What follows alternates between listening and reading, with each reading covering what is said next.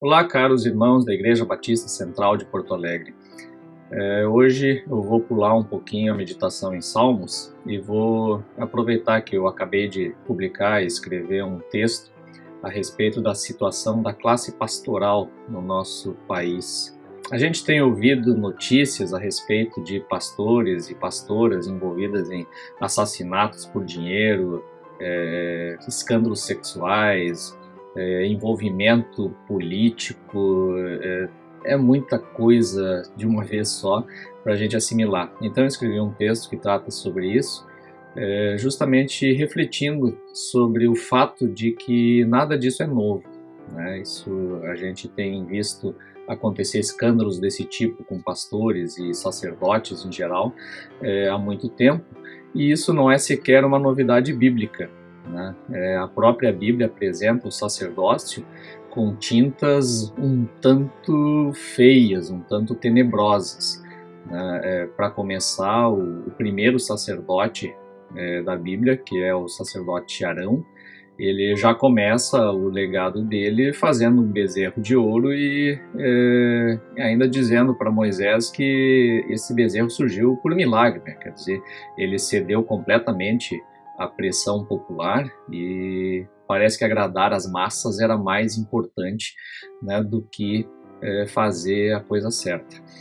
Depois a gente tem narrativas do sacerdócio, lá em Juízes, por exemplo, dos filhos de Eli desviando, né, os sacrifícios para proveito próprio e, inclusive, traçando as moças piedosas que vinham cultuar lá no tabernáculo, né, uma coisa horrorosa. Depois os próprios filhos do Samuel, né, depois que morreram os de Eli, os filhos de Samuel também, né, ele deu cargos para eles como juízes e também estavam sendo corrompidos à torto e direito.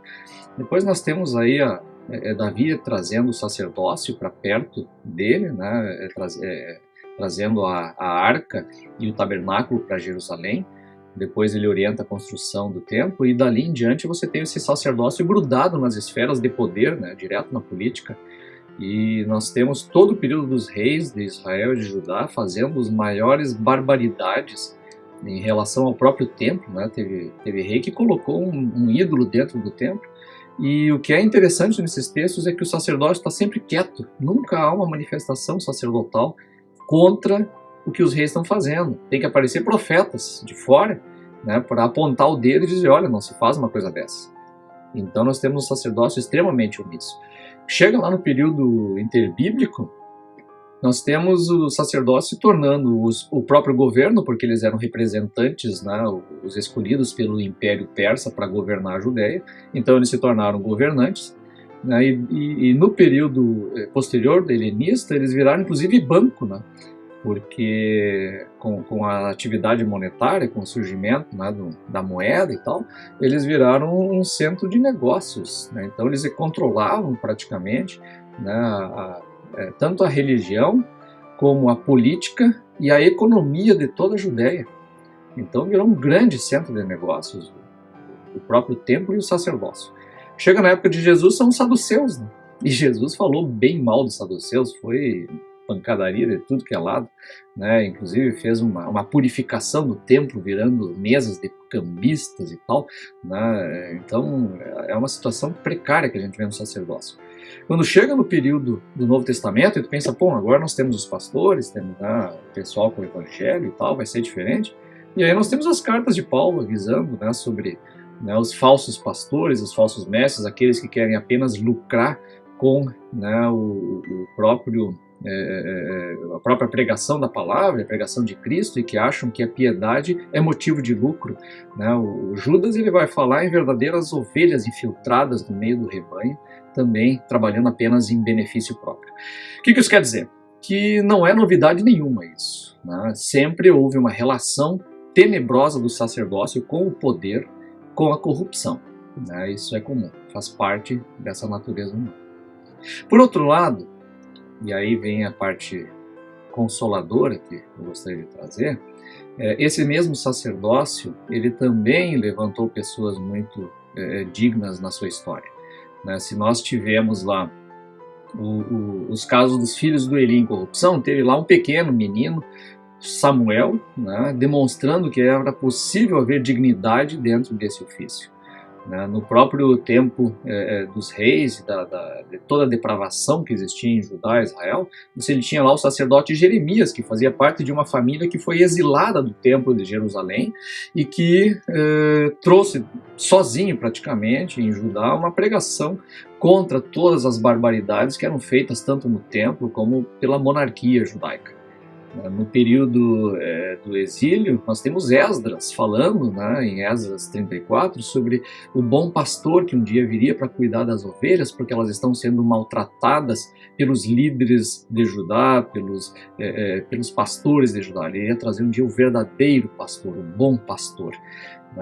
Nós temos mais tarde o sacerdote Esdras fazendo uma reforma importante em Judá e tentando trazer a consciência da Torá para esse povo. E no Novo Testamento, então, você tem ali os próprios apóstolos, pessoas importantes aí como Priscila e Áquila, demonstrando que sim, há dignidade nesse ofício e há pessoas nadando contra a maré e contra muitas perversidades que acontecem por pessoas que se aproximam de alguma maneira com o poder. Então, o que acontece?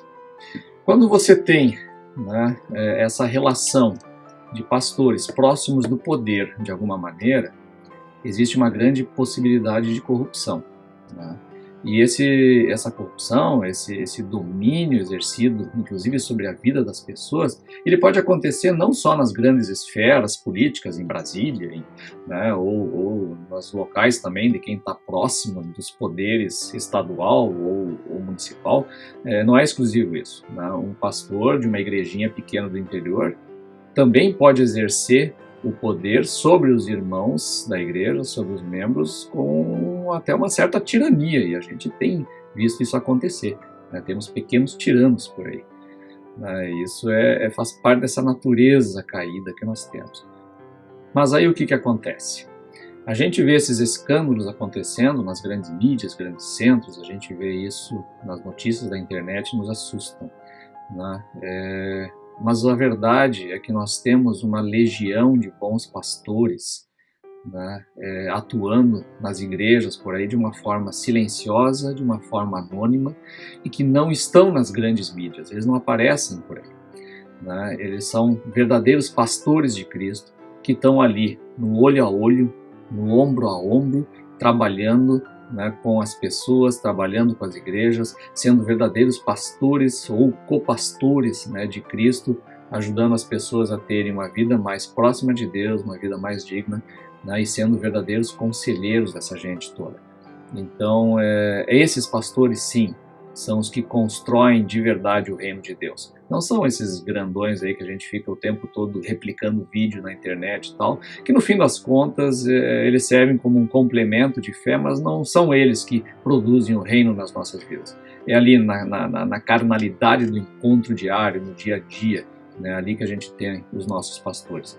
Então o que eu quero deixar de mensagem para a nossa igreja, eventuais outros que estejam assistindo, é que nós temos, de fato, pastores dignos em nossa igreja. A Central sempre teve grandes pastores, homens comprometidos com o Evangelho, comprometidos com os membros e verdadeiramente preocupados com os membros. Eles não são uma nuvem da internet, eles não são midiáticos, não são nada disso. Não estão atrás de fama, eles estão preocupados e comprometidos com o reino de Deus e com o bem-estar do seu rebanho. Então que nós possamos apoiá-los, orar por eles e andar junto com eles. E esquecer um pouco essa turma de internet, toda essa carga que a gente vai procurar fora da nossa própria igreja.